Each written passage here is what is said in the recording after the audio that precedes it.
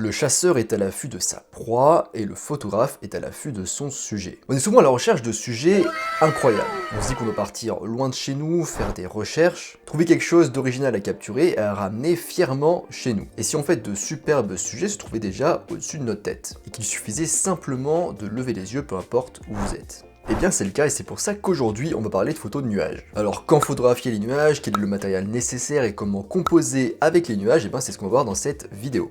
Allez en avant, Guingamp.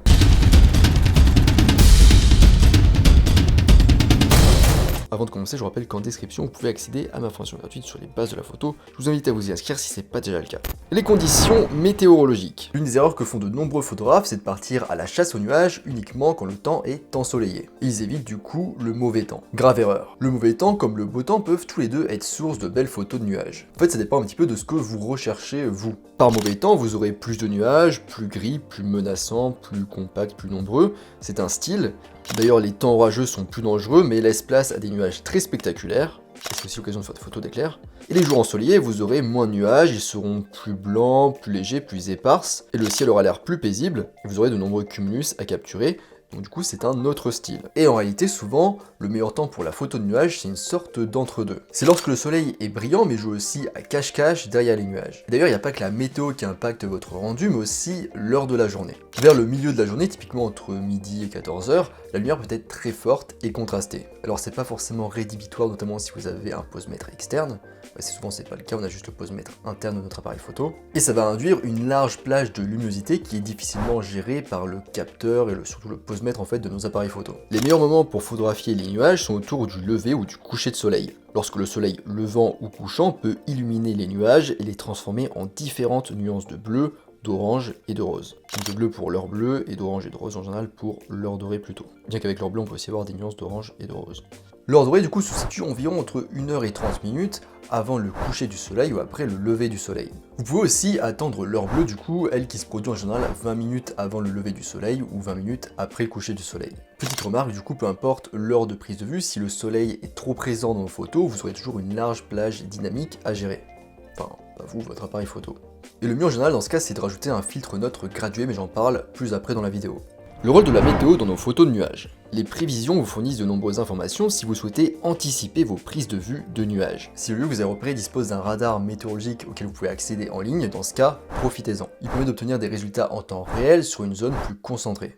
C'est donc beaucoup plus précis que ce que vous pouvez voir à la télévision qui est plus généraliste et globale. Pour les plus technophiles d'entre vous, une application pour smartphone comme Météo et Radar permet d'obtenir des vues satellites des nuages et de leur déplacement. Maintenant, matériel et équipement pour la photo de nuages. Alors, je vais passer rapidement sur le matériel parce que souvent c'est vers là que je perds les gens sur mes vidéos, ce qui n'est pas bon.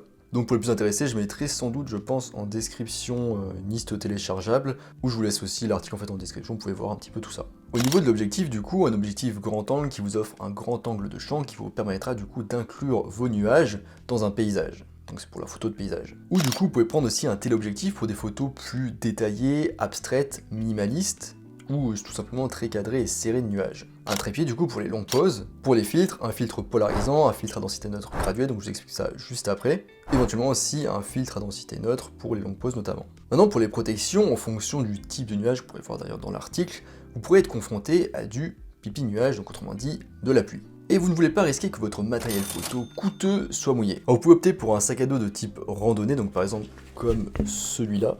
Alors ça c'est un Low Pro, donc c'est une très bonne marque pour les sacs photo. On remarque quand même que celui-là il a qu'une seule anse que je ne conseille pas du coup pour les longs trajets photo etc. Parce que du coup c'est asymétrique au niveau du poids donc c'est pas terrible. Vous pouvez avoir du coup deux anses comme un sac en fait de rando. Et en plus ce qui est bien par exemple souvent c'est qu'en fait vous avez une housse comme ceci qui vous permet de recouvrir du coup le sac. Pour utiliser votre appareil photo sous la pluie, le mieux c'est d'investir dans une housse en plastique transparente. Et enfin avoir froid vous fera trembler. Alors je m'en fiche pas mal que vous tombiez malade, mais les vibrations sont l'ennemi du photographe. Et donc cela introduira du flou de bouger dans vos photos à main levée. Alors pensez à bien vous couvrir pour ne pas trembler.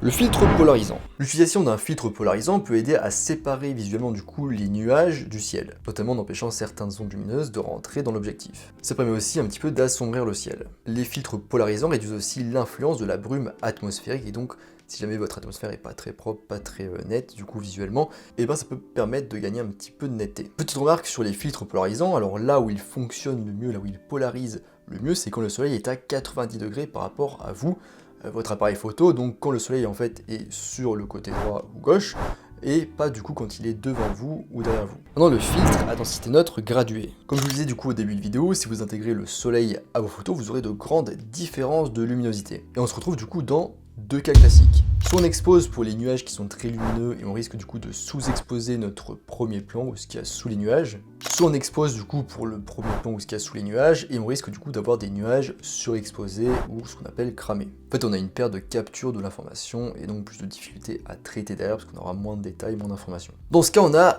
deux solutions qui s'offrent à vous. Soit vous faites du HDR, donc High Dynamic Range, c'est une façon en fait de prendre des photos et de les traiter, soit vous utilisez un filtre à densité neutre gradué. Alors le HDR c'est bien mais ça demande un petit peu de temps et d'effort à mettre en œuvre. Ça demande aussi un petit peu d'expérience et de pratique pour obtenir à la fin un rendu naturel. Avec un filtre à densité neutre gradué, vous n'aurez pas à vous soucier des différences de luminosité. Le filtre du coup aidera à les réduire et vous n'aurez plus qu'à peaufiner après en post-traitement. Et comme pas mal de scènes de paysages n'ont pas un horizon parfaitement droit, c'est-à-dire par exemple vous pouvez avoir des arbres, je sais pas, des maisons, des immeubles, des poteaux électriques, donc c'est pas parfaitement droit, du coup le mieux en fait c'est d'acheter un filtre à densité neutre gradué. C'est-à-dire qu'en fait il y a une zone où il y a le filtre qui est appliqué, une zone du coup où il n'y a pas de filtre, et entre les deux il y a une zone qui est progressive, il y a une espèce de mélange de filtre et pas de filtre. Ça permet du coup d'avoir un petit peu de marge pour ajuster en fait son filtre et appliquer tout ça à son paysage. Du coup vous aurez aussi besoin d'un porte-filtre pour pouvoir déplacer le filtre vers le haut ou vers le bas du coup pour ajuster. Alors si votre budget est limité, optez pour un seul filtre à 3 stops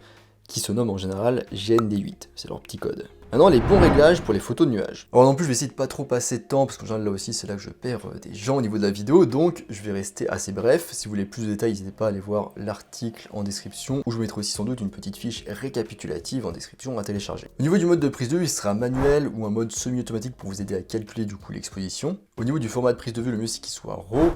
Pourquoi RAW? Tout simplement pour avoir toutes les armes en main pour pouvoir développer votre photo par la suite et développer son plein potentiel. C'est très utile pour les photos qui ont des conditions lumineuses visuellement difficiles, donc avec des grands écarts. Et ça permet notamment un petit peu de rattraper en développement, même si rigoureusement une exposition qui est ratée, elle est ratée, ça vous permettra de vous donner toutes les armes pour arrondir un petit peu les angles. Au niveau d'ISO, donc en fonction de la lumière et du temps de pause que vous choisirez, ça sera ajusté. En général, je donne toujours le même repère, si vous me suivez maintenant, vous devez avoir l'habitude. Entre 800 et 1100 ISO pour les boîtiers APS-C et entre 1600 et 3200 ISO pour les boîtiers 24x36. En général, c'est des bons réglages.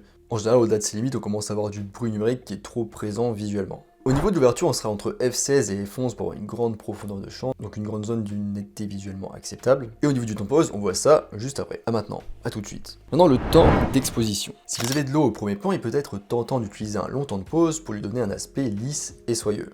Je vous mets en garde, attention, les nuages ils se déplacent assez rapidement et surtout s'ils sont bas dans le ciel. Donc un long temps de pause peut en fait les faire tout simplement disparaître, ou en tout cas estomper pas mal leur forme et leur texture. D'ailleurs, petit rappel, si vous utilisez un long temps de pause, vous aurez besoin d'un trépied, d'un déclencheur à distance, et aussi du coup de désactiver la stabilisation de votre objectif ou de votre boîtier.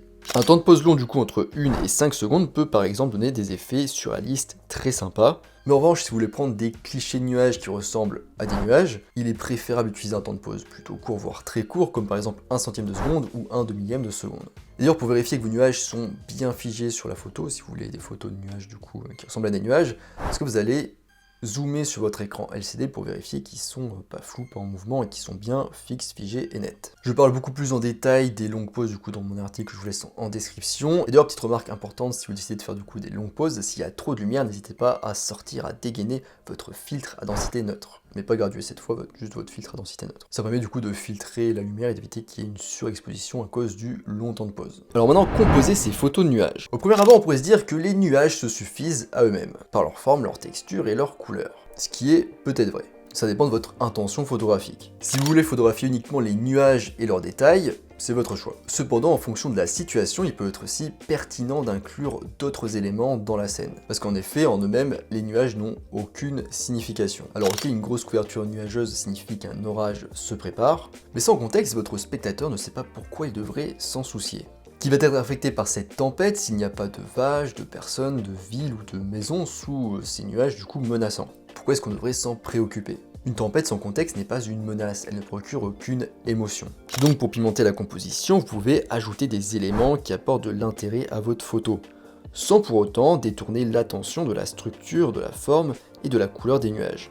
Par exemple, le fait d'ajouter un petit bout de paysage sous les nuages contribue à donner plus de sens à une photo de nuage. en donnant au spectateur une meilleure compréhension de la taille et de l'échelle des nuages dans la scène. Vous pouvez aussi essayer de chercher des structures plus hautes qui peuvent couper le ciel en deux, comme des poteaux téléphoniques ou des lampadaires. Les arbres, les bâtiments ou même les paysages vallonnés peuvent donner de la profondeur au bas du cadre. Et on pensait aussi aux règles de base de la composition, comme par exemple la règle des tiers.